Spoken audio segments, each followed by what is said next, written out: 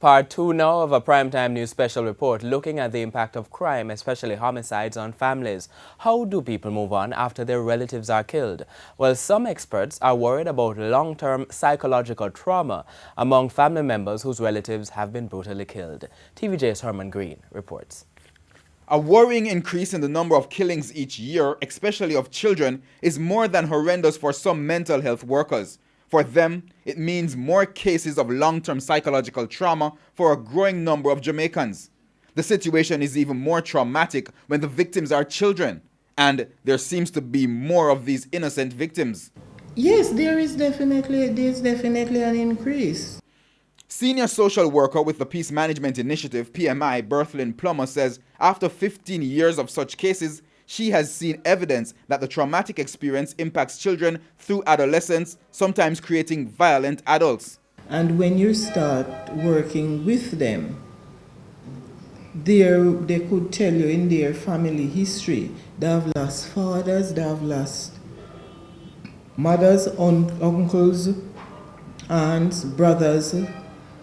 And this was not treated. They were just left alone because, children they're children and they will get back together, and nothing much. Osborn Bailey of the Ministry of Justice's Victim Support Unit agrees. I've seen children, for example, who had pushed the memory of a crime in their subconscious. And then at some stage, they come face to face with the perpetrator.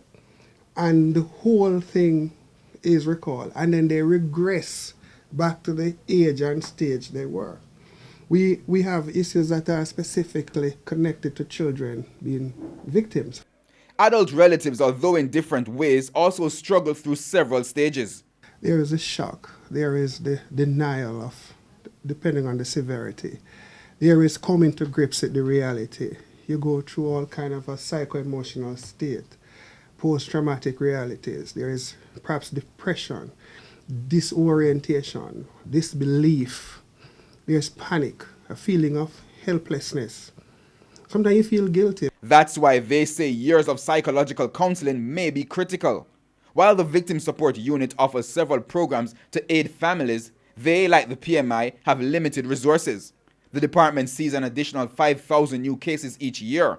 They have a mere 35 technical professionals who see victims across the island and 200 volunteers who work in other areas. Having said that, there is never enough to deal with the issue of crime.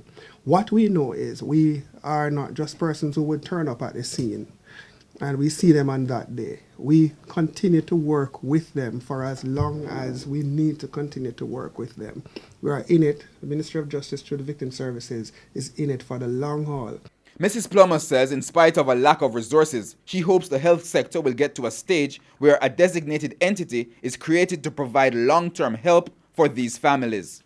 Herman Green, TVJ News.